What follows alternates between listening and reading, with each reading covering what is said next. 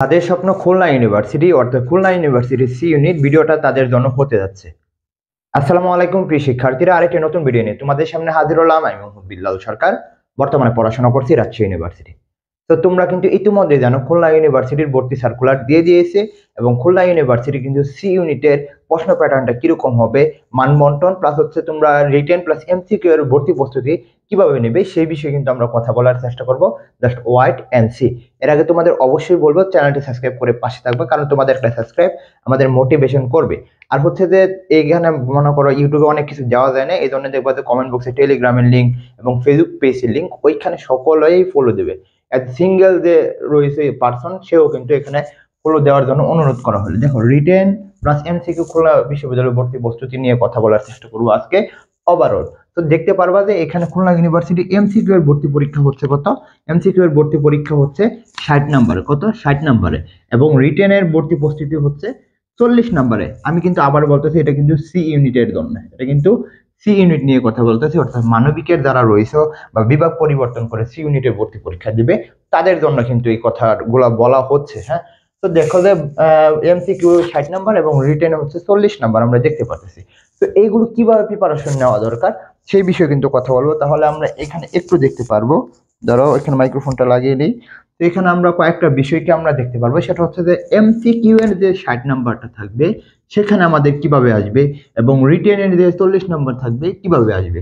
তো আমরা যদি এখানে মানদণ্ডটা মোটামুটি এখানে যেগুলো রয়েছে দেখো, এগুলো কিন্তু মোটামুটি এরকম হয় যে বাংলায় 15 নাম্বারের মতন থাকবে, ইংলিশ 15 নাম্বার এবং জিকে হচ্ছে 30 নাম্বার। অর্থাৎ এমসিকিউ হচ্ছে এই 60 নাম্বারের ভর্তি পরীক্ষাটা হবে 1 ঘন্টা, কত 1 ঘন্টা সময় থাকবে। তো এখন বলতে পারেন যে ভাই এমসিকিউ কোথায় কোথায় থেকে প্রশ্ন আসবে, অর্থাৎ বাংলা কোথায় থেকে বেশি প্রশ্ন আসবে, এগুলো প্রশ্ন তোমাদের রয়েছে। দেখো যদি আমরা এমসিকিউ এর কথা বলি, মনে রাখিও রিটেন রিটেন প্রস্তুতি যে রয়েছে সেটার আগে তোমাকে এমসিকিউ এর ভর্তি প্রস্তুতি নিতে হবে। কারণ হচ্ছে রিটেন যদি তুমি সরি এমসিকিউ যদি তুমি 30% নাম্বার না পাও, ওইখানে উল্লেখ করা হয় যে 30% নাম্বার না পাও, তাহলে কিন্তু তোমার খাতা দেখবে না। তো তুমি যদি এমসিকিউ পাস করতে পারলা না, এমসিকিউ ভালো করতে পারলা না, তাহলে তোমার রিটেন প্রস্তুতি নিয়ে কোনো লাভ আছে? লাভ নাই। প্লাস হচ্ছে যে এমসিকিউ ভর্তি প্রস্তুতি সবার আগে নেওয়ার কি জন্য দরকার, দেখো এখানে রয়েছে বেসিক। বেসিক মনে করো তুমি যখন রিটেনের পার্টে যাবা দেখবে এমসিকিউ যেগুলো পড়ছিলে ওইগুলোই রিটেন অনুযায়ী কাজে লাগবে। কিভাবে, মনে করো তোমাকে এখানে যে 4টা অপশন দেয়, অর্থাৎ একটি প্রশ্নে 4টা অপশন দিল, মনে করো তোমাকে বললো যে মাইন্ড, মাইন্ডের পরে কি বলবে, বা তুমি জানো যে মাইন্ডের পরে ভার্বের সাথে আইএনজি বসে, ভার্ব প্লাস আইএনজি বসে। তো তোমাকে ওইখানে এই ভার্বের সাথে আইএনজি দিবে না, তোমাকে মাইন্ড দিয়ে একটি ওয়ার্ড দিবে। তখন কিন্তু তুমি সেই মাইন্ডের মানে মাইন্ড দিয়ে তুমি একটা সেন্টেন্স গঠন করবে। তো যখন মাইন্ড দিয়ে সেন্টেন্স গঠন করবে তখন তো তোমাকে বার বসাতে হবে। তো তখন তুমি যখন এই বেসিকটা জানতে পারবা তখন কিন্তু তুমি বার প্লাস আইএনজিটা বসাতে পারবা, তো যেটা তোমার জন্য অবশ্যই অবশ্যই অনেক কার্যকরী হয়ে যাবে। তো আমি তোমাকে বলবো যে অবশ্যই প্রথম হচ্ছে এমসিকিউ ভর্তি প্রস্তুতি নেও। তো এখানে আমরা যেটা কথা বলতেছিলাম সেটা হচ্ছে যে বাংলার 15 নাম্বার কিভাবে আসবে। এখানে আমরা 3টা পার্টে কথা বলতে পারবো, অর্থাৎ এখানে আমরা 3টা পার্টে কথা বলবো, অর্থাৎ আমরা সাহিত্য পার্ট, সাহিত্য পার্ট, পরে হচ্ছে কি ব্যাকরণ পার্ট, ব্যাকরণ পার্ট, আর একটা হচ্ছে কি ভোকাবুলারি বা মুখস্থ পার্ট, মুখস্থ পার্ট। সাহিত্য পার্ট, ব্যাকরণ পার্ট এবং মুখস্থ পার্ট। সাহিত্য পার্ট কি, তোমাদের গদ্য পদ্য নাটক উপন্যাস রয়েছে সেগুলোকে তোমাদেরকে দেখতে হবে, এবং এখান থেকে আমি সবচেয়ে মেন যেটা মনে করি সেটা হচ্ছে তুমি কবি পরিচিতিটা অবশ্যই পড়ো। কবি পরিচিতি যেগুলো বেশি গুরুত্বপূর্ণ, মনে করো তুমি রবীন্দ্রনাথ পড়লে, রবীন্দ্রনাথ কি একেবারে বিস্তারিত সব পড়ে ফেলবে এরকম না। অর্থাৎ বিগত সালের যে প্রশ্নগুলো আছে, তুমি হয়তো পারে তোমার অভিযাত্রী বই আছে, হয়তো পারে তোমার জয়কলি বই আছে, ওইগুলো বই থেকে বিগত সালের যে প্রশ্নগুলো আছে ওইগুলো পড়লে কিন্তু হবে। এখানে নাটক উপন্যাস থেকে যে প্রশ্নগুলো আছে এটা কিন্তু আমি বলবো না সাহিত্য পড়ো, তোমাকে বলবো না নাটক উপন্যাসের মেন থিমটা তুমি বুঝো। এখান থেকে দেখতে পারো 15 থেকে তুমি দেখতে পারবা 7টা 6টা এরকম প্রশ্ন আসবে। আর ব্যাকরণ পাঠের মধ্যে কিছু কিছু টপিক রয়েছে যেগুলো বেশি গুরুত্বপূর্ণ, মনে করো সমাজ, মনে করো কারক, মনে করো উপসর্গ, এগুলো কিন্তু প্রশ্ন এখান থেকে বেশি আসে। তো এগুলোকে কিন্তু হাইলাইট করতে হবে। আর মুখস্থ পাঠের মধ্যে তোমরা যেটা করবে, প্রথমে বলবো মুখস্থ পাঠের মধ্যে 3টাকে বেশি গুরুত্ব দেওয়া। মনে করো বাগধারা, বাগধারা, মনে করো পারিভাষিক শব্দ, সমার্থক শব্দ, এই 3টা কিন্তু বেশি গুরুত্বপূর্ণ। তো এই 3টাকে বেশি গুরুত্ব দিয়ে পড়ো, বিগত সালের প্রশ্নগুলো পড়ো, তাহলে কিন্তু তোমাদের হয়ে যায়।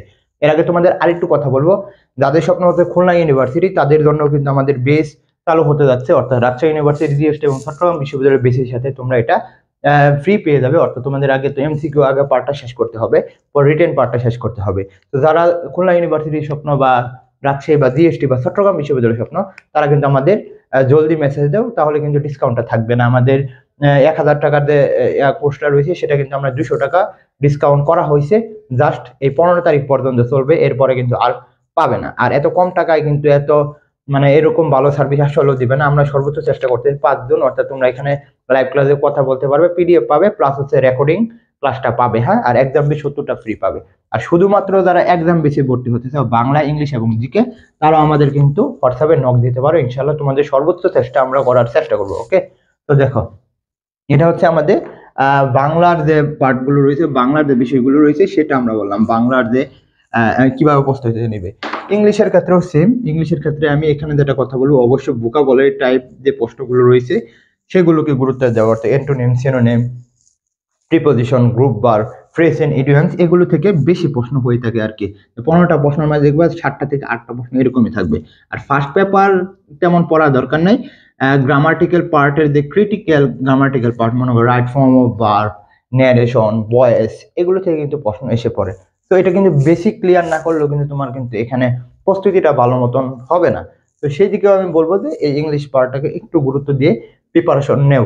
আর জিকে যেটা করবো, জিকে তো আমরা জানি কিভাবে পড়তে হবে, বাংলাদেশ পার্ট, আন্তর্জাতিক পার্ট এবং হচ্ছে সাম্প্রতিক পার্ট। এবং আমি এটা সাজেশন দেওয়ার চেষ্টা করবো অতি শীঘ্রই। তোমরা যদি চ্যানেলটি সাবস্ক্রাইব করে পাশে থাকো পেয়ে যাবা। আচ্ছা, এখন আমরা রিটেন পার্ট নিয়ে কথা বলি। আমরা জানি রিটেন হচ্ছে সি ইউনিটের বাংলা এবং ইংলিশের উপরে রিটেনটা হবে। অর্থাৎ বাংলায় মনে করে কি কি থাকবে, এখানে তোমাকে রিটেনের টেস্ট করবে। কি টেস্ট করবে? গ্রামাটিক্যাল টেস্ট করবে, তোমাকে টেস্ট করবে ফ্রি হ্যান্ড রাইটিং টেস্ট করবে, তোমাকে ভোকাবুলারি টেস্ট করবে। এখন বলতে পারেন যে ভাই কি বললেন, কিছুই বুঝলাম না।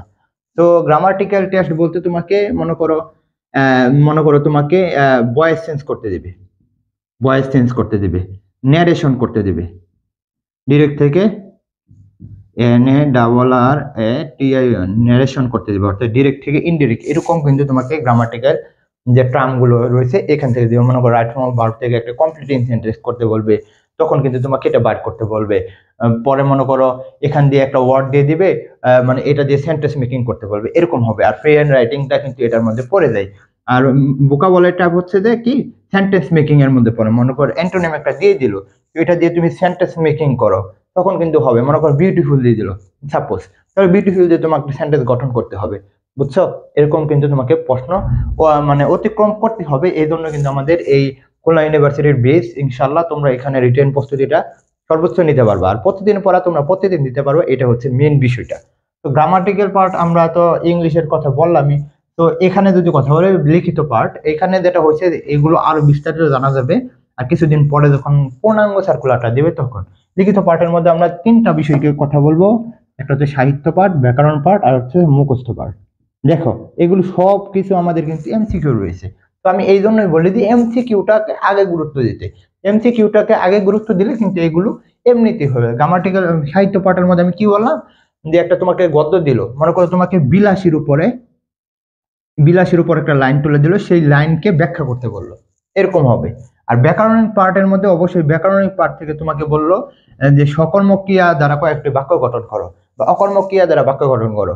বলবে কি বলবে, মনে করো দ্বন্দ্ব সমাজের কয়েকটা শব্দ লেখো, তো এরকম হতে পারে। মুখস্থ পার্টের মধ্যে সমার্থক শব্দ দিয়ে বাক্য গঠন করো, আর অনেক কিছু আছে আর কি, হ্যাঁ। তো এইগুলো বিষয় নিয়ে আমি কথা বলবো আস্তে আস্তে, ইনশাল্লাহ যে সাজেশন দেওয়ার চেষ্টা করবো। জাস্ট সাবস্ক্রাইব করে পাশে থাকো এবং আমাদের যে বেস্টটা রয়েছে ওইখানে ভর্তি হয়ে যাও।